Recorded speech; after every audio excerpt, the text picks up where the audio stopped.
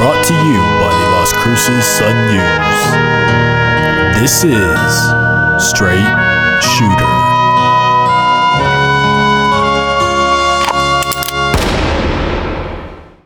What is going on, everybody? This is Justin Martinez, aka Jay the Sports Dude. And if you are listening right now, let me just say thank you guys for tuning in to Straight Shooter, the podcast where I shoot from the hip and give you everything that you need to know about the New Mexico State men's basketball team. It is a podcast that will be published every Sunday at 6 p.m. on the Las Cruces Sun-News site, our SoundCloud account, our YouTube account, our Facebook account. Pretty much anywhere you want to find it, it will be there, guys. Each episode is going to be about 15 to 20 minutes long. So with not too much time, let's get down to business. I'm coming to you guys from a spare room in the Sun News offices, but we're just going to call it the Saloon. So Barkeep, what do we have on tap for today? On tap today are projected role changes within the team, bold predictions for the season, and a preview of the Aggies season opener against Western New Mexico. Alrighty, thank you, Barkeep. Well, let's get started with those projected role changes. Now, the Aggies begin their regular season this Tuesday at 7 p.m. with a game against Western New Mexico at the Pan American Center. But not all of the team's familiar faces are going to be suiting up. As I'm sure you guys have heard by now, it really has become the story of the summer for New Mexico State. They have, unfortunately, been bitten by the injury bug.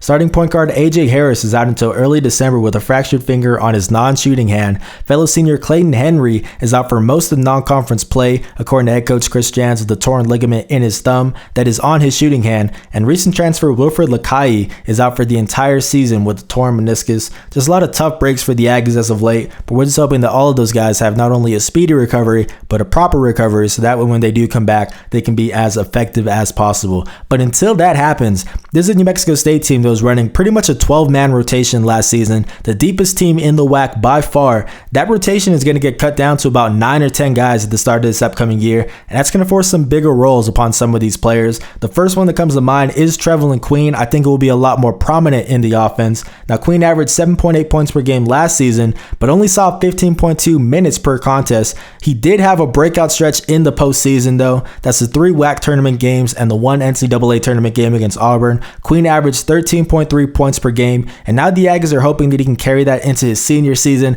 I fully expect him to do so because we have That is right, a sniper alert. This guy can shoot the basketball. Where do you want it from? Down low, the mid-range pull-up, the three-point shot. He can really do it all. I fully expect him to see over 20 minutes a night, even when Harris and Henry come back. And I'm predicting that Queen will average double-digit points per game. Now, the only player to do that last season was Terrell Brown. Terrell is also back in the mix for his senior year, but I think it's just going to be really important, especially with all of these injuries, rotational changes. You need guys that you can go to get you a bucket. And I think along with Terrell Brown, Trevelin Queen is going to be that for New Mexico State this season. Now, our next rotational change, this is just a hunch, but I'm saying that Johnny McCants will crack the starting lineup, the Las Cruces native. Now, the Aggies ran a lot of small ball last year, mostly because Clayton Henry was able to fit really well into that power forward spot. But the recent injuries could make them go to more of a traditional starting 5. I think Johnny McCants is going to be that guy at the power forward spot. He's 6'7". He can handle the ball well for his size, and he's even been knocking down some threes as well, guys, at practice from what I have seen. This is a really smooth player. I like his game a lot. And like I said, that small ball lineup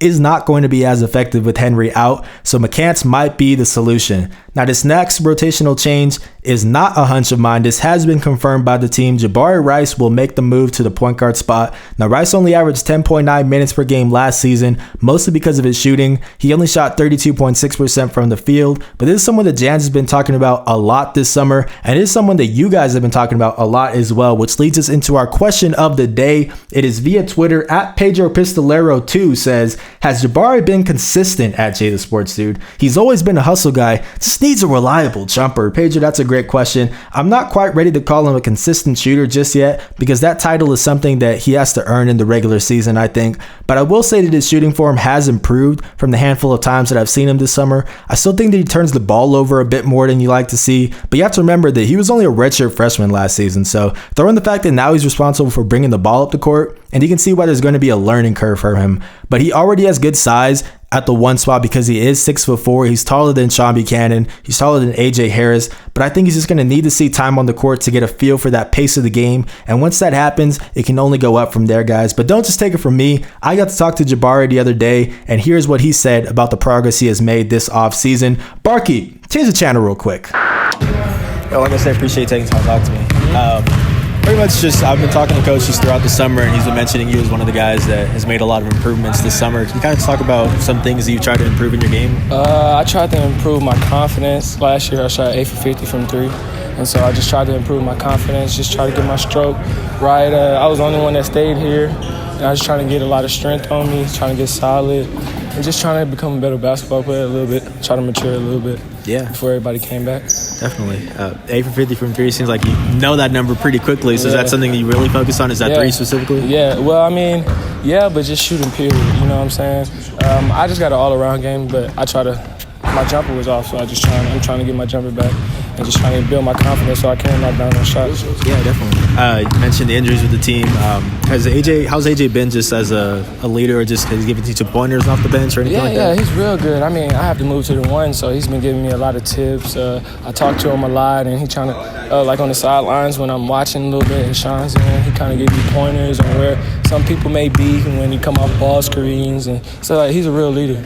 Like a real leader on and off the court, so I appreciate him for that, for sure. Yeah, obviously you hate for it to be because of an injury, but it does seem like it's going to open up a bigger role for you. How much are you looking forward to that chance to get some more playing time and stuff like that? Yes, sir, I'm looking forward to that. I mean, that's kind of like how I've been all my life. I mean, I could play, I'm kind of versatile, so I could play I played the 4 last year even, so this year it's kind of changing to the 1 is kind of different, but I mean, it's exciting. I just like to play basketball, so whatever position I can help the team in, I'm ready. Definitely. Can you guys talk about just what the mentality overall is like for players like you and Sean, both Sean Buchanan and Williams off the bench? No days off at all. Like I come in here 2 times a day. I shoot after practice. Like it's just we gotta do more. It's never enough now. Now, I mean, with AJ and Clayton there, you can kind of like you know you got somebody there, but it's now you don't have nobody there physically. You just got them there mentally and just them talking to you, and so you got to just step up. You got to be ready for that position, and that's what we're working for. We're in the gym late nights, we're in the gym early, we're here before everybody else, and we leave. We're the last ones to leave, so that's what it takes to just step up to that plate, especially filling AJ and Clayton's shoes. So. Yeah, both of them are expected to come back like around conference play start. Yeah. Can you guys talk about what this group is going to look like once you all are healthy? Whew. Knock on wood. Man, yeah, but I mean, it's kind of scary because like the first year I was here, it was kind of like pretty good. It was a new coach, I was a redshirt, and then second year it kind of like got going and we had the 30-5 record. But this year we had the mentality over the summer that we don't want to lose any games and we're going to try to win every game. And we were working so hard towards that, and that just happened. So now they stand in the gym as much as they can, what they can do, and we're just going to keep working and we're going to fight till they get back. And when they do get back, it's going to be very exciting. Awesome. Very exciting. Cool. Well, yeah, I appreciate you taking time to talk to me. Thanks so much, man. Nice to meet you. Yeah, best of luck on the year. Alrighty, so that was Jabari Rice talking about the progress that he has made this summer. I apologize for that basketball you guys are hearing in the background. That was actually Clayton Henry, the same Clayton Henry who has a torn ligament in his thumb on his shooting hand, mind you. He was out there hitting threes with his offhand during the entire interview. And when I say hitting threes, I don't just mean he was attempting them. I mean he was making them, guys. He has a really great work ethic. He was actually the last one to leave the gym that day. I'm pretty sure he's going to be ambidextrous by the time that he is fully healthy. And like I said, we're just hoping that all of those guys have a proper recovery. But back to Jabari, I was really impressed with him because it just seemed like he had a good head on his shoulders. Even when you're watching him during practice, he's one of those guys that is constantly talking to his teammates in the flow of the game. He's listening to everything that Jans is telling him. You can tell he wants to learn and improve. And he actually knew the exact percentage that he shot last season as well. So that's somebody who knows, okay, the way I was shooting last season, that's not going to get me the role that I want on the team. He knows that he has to improve. He knows he's going to have a chance to carve out a role this season due to all of these injuries. And we'll see if he can make the most of it, guys. Now that is going to carry us into segment number 2. It is called Saddle Up. So in this segment, I will be giving you guys predictions for the upcoming season and saying if I am in fact saddling up, meaning I believe that they will happen. Our first one, New Mexico State will earn a Power 5 win this season. The Aggies have 3 chances to do so this year. They have road games against Arizona, Washington State, and Mississippi State. And they also might face the Cougars again in the Cayman Islands Classic. So we're talking about possibly 4 games against Power 5 teams. And I'm going to saddle up for this one, guys.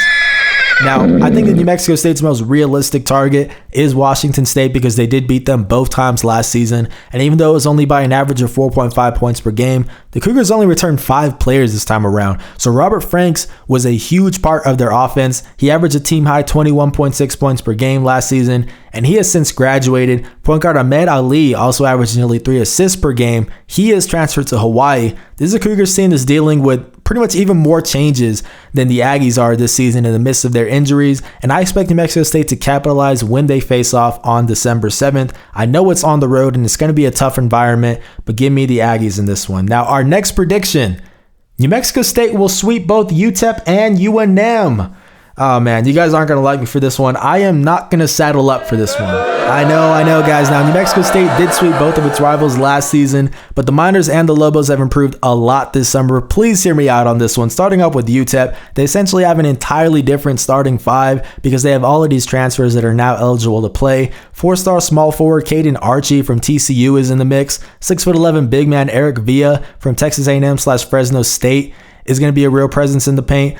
Daryl Edwards from LSU is going to be a really good floor general for the team. And then 6'5" guard Keontae Kennedy can knock down some shots. He is transferring over from Xavier. It's a team that has a lot of instant impact transfers, and that showed when they actually beat last season's championship runner-up Texas Tech in a recent scrimmage. I know it's just a scrimmage, but for a program that has had its struggles lately, that is a really good sign of what's to come for UTEP basketball. Meanwhile, UNM has also put together a pretty strong squad. Despite seeing lead scorer Anthony Mathis transfer to Oregon, the team is returning redshirt junior Vance Jackson. He averaged 13.1 points per game last season. And then they have another guy who I'm calling the wild card, the X factor for the team. Redshirt junior Jaquan Lyle sat out last season after transferring from Ohio State, but he is going to have a huge impact on this team, and he's really going to help make up for the loss of Anthony Mathis. Now, the Aggies are likely going to be without both Harris and Henry for all 4 of these contest guys, and that's what's really holding me back from saying that the Aggies can sweep both of these teams. Now, if everybody was healthy, that'd be an entirely different conversation,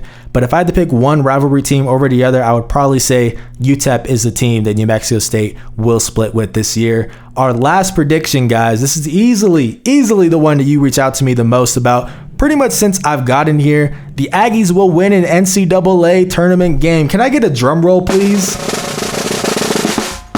Now, guys, for this one, I'm going to saddle up. Yes, that is right. Go crazy, celebrate, but just pause for 1 second and hear me out. Now, we call this podcast Straight Shooter for a reason. It is because I call it how I see it. And let me tell you why I don't think it'll be as easy for New Mexico State to win a tournament game compared to last year.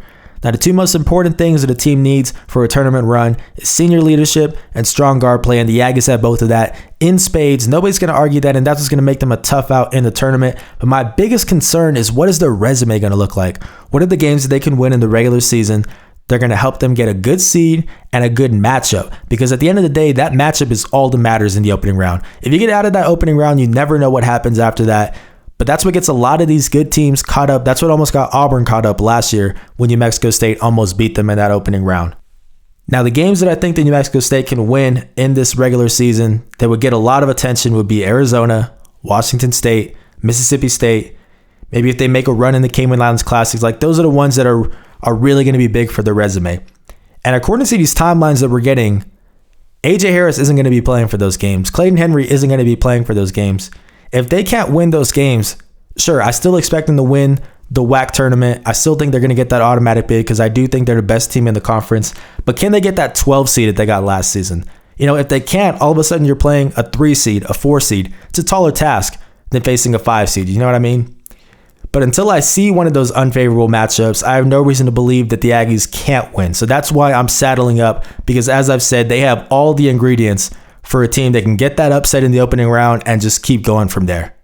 So until I see one of those matchups where it's not looking so good, I'm siding with the Aggies. We'll just see how the chips fall, and we'll take it from there, guys. But that is going to get us into our final segment, where we are done previewing the season, and it is time to preview an actual game. There is a showdown going on at the Pan American Center this Tuesday. It is between New Mexico State and Western New Mexico. Now, the Mustangs are a Division II team that has seen a lot of changes this summer. Their top 3 scorers from last season have graduated. So the guy that I think the Aggies really need to watch out for is sophomore guard Amarian Cash.